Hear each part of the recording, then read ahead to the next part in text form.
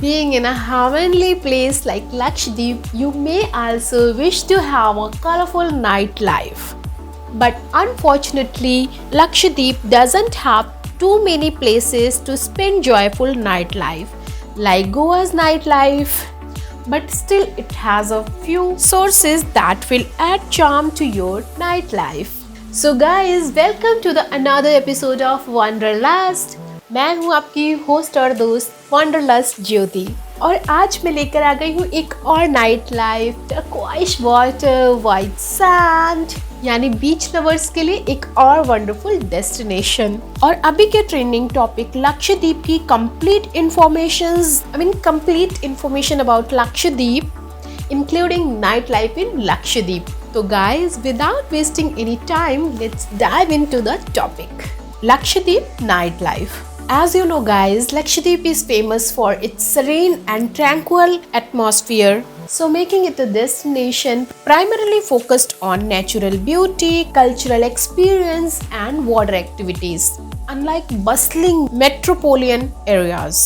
As I told you before, Lakshadweep doesn't have a vibrant nightlife like nightlife scenes with clubs, bars or late night entertainment. But as I promised you before, still I'm trying to tell you कि लक्षद्वीप में भी आप night life को enjoy कर सकें.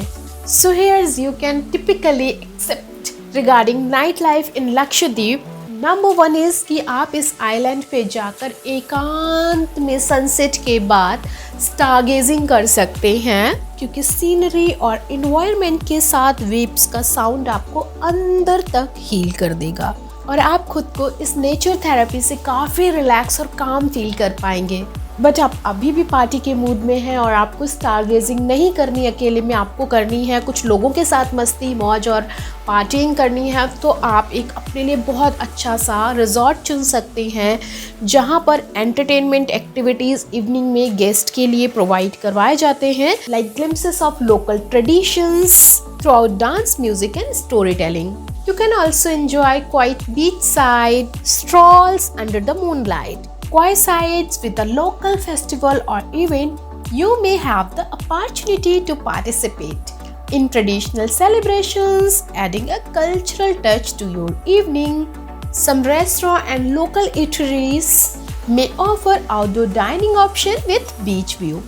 तो आप dinner के लिए उन्हें प्रेफरेंस दे सकते हैं. अभी आपको बीच व्यू के साथ खाना एंजॉय करने का ऑप्शन मैंने बता दिया. थोड़ी छोटी मोटी पार्टी करनी है, एंटरटेनमेंट करना है तो रिजॉर्ट में जा सकते हैं. बट अल्कोहल का क्या? अभी कुछ लोगों का सवाल होता है अल्कोहल का क्या लक्षद्वीप में शराब मिलती है, अल्कोहल मिलता है, लिकर मिलता है? अगर नहीं तो वहाँ फिर पार्टी कैसे करेंगे? तो आपके लिए गुड न्यूज़ है, क्योंकि लक्षद्वीप में अल्कोहल फुली बैन नहीं है, यहाँ पर अल्कोहल मिलता है. अब अगर आपको अल्कोहल चाहिए तो नो दैट अल्कोहल यानी liquor is not fully banned in Lakshadweep, पर ये हर एक जगह पे अवेलेबल नहीं होने वाला. Liquor in Lakshadweep is sold only in Kevarati, the capital of the Union Territory, and Bangaram Island. However, it is prohibited for locals as the sales are limited only to tourists and government officials. तो अब बात कर लेते हैं कि लक्षद्वीप जाना क्यों है. नाइट लाइफ तो है नहीं, फिर समंदर किनारे एंटरटेनमेंट कैसे होगा,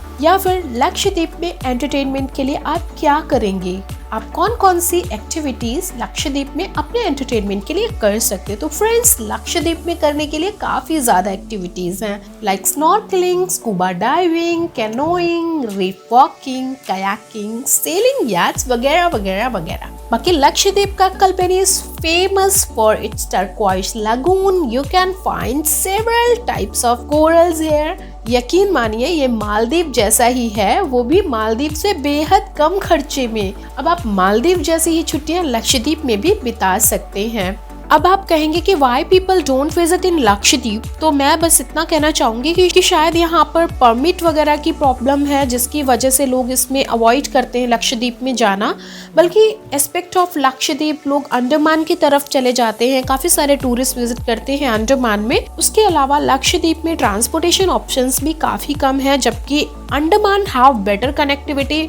और मालदीव के लिए आपके लिए बजट एक बहुत बड़ी प्रॉब्लम हो सकती है. और अगर आपको भी लगता है कि लक्षद्वीप में परमिट एक बहुत बड़ी प्रॉब्लम है, तो मैं आपको बता देती हूँ कि आपको लक्षद्वीप जाने के लिए परमिट कैसे बनवाना है। अगर आपको लक्षद्वीप जाना है तो आप उसकी ऑनलाइन परमिशन भी ले सकते हैं और ऑफलाइन दोनों तरीके से आपको ये परमिशन मिल जाती है।